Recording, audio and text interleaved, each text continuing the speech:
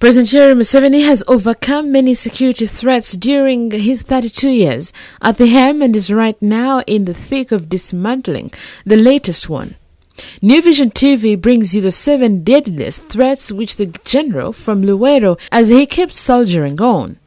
The deadly forces committed to the elimination of President Yoweri Museveni started work even before he took the oath of office on January 29th. As commander, Yoweri Museveni stood at the steps of Parliament building to take the oath office. A helicopter gunship supplied by the Egyptian to the defeated Okello Lutwa forces and flown by mercenaries paused above in the skies.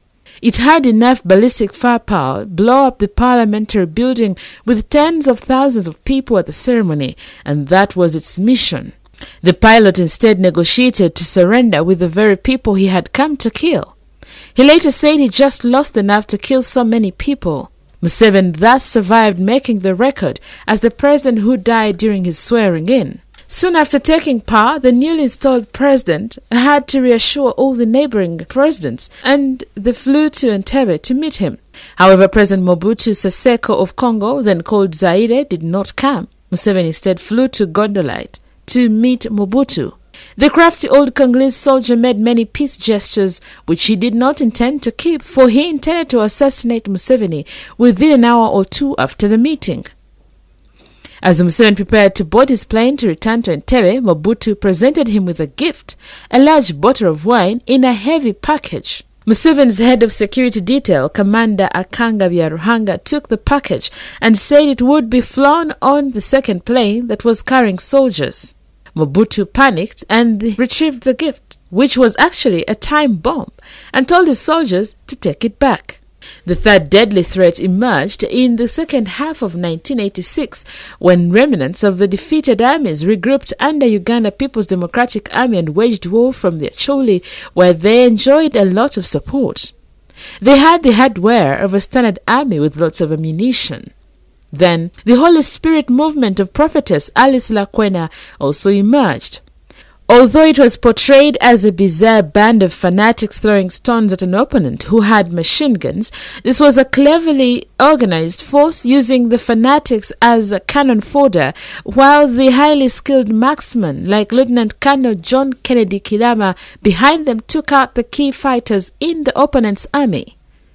When the force reaches Jinja, ready to march into Kampala, the then NRM mustered enough striking power to stop them at Magamaga, and their soldiers took off, while the stone-throwing fanatics lay dead in the fields. The fourth deadliest threat emerged as Museveni was marking 2 years in office.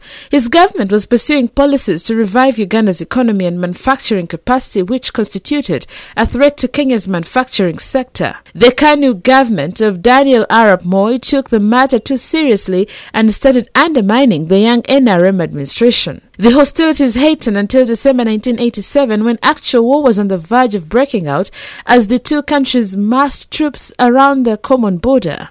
Kenya enjoyed a powerful air force with the capacity to strike any point in Uganda, while Uganda had no air power. But Museveni enjoyed massive support of the Ugandan population, who were itching for a showdown to settle the question of Kenyan dominance once and for all. Later in the month, Moi backed down and agreed to a meeting with Museveni in a tent erected in a primary school playing field at Malaba.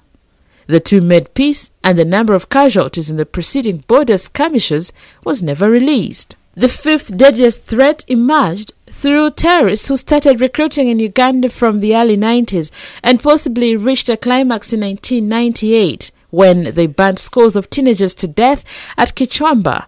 But that was also the time they threw several bombs in Kampala and finally succeeded to blow up the American embassies in Nairobi and Dar es Salaam. However, Uganda's security, especially the defunct Special Branch, managed to thwart the big explosion that was meant to blow up the Kampala city center.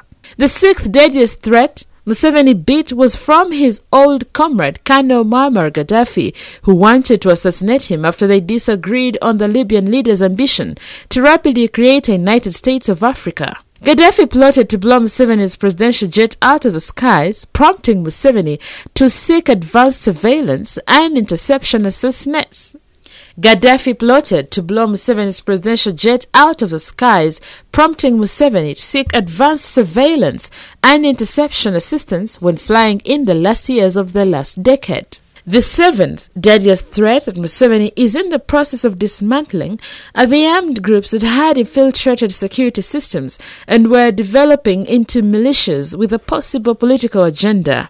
These included Border 2010, Chifesi, and crime preventers. Museveni clearly has the 9 lives of a cat. The security strategy outlined to Parliament on 20th June 2018 should even enhance his proverbial lives beyond 9.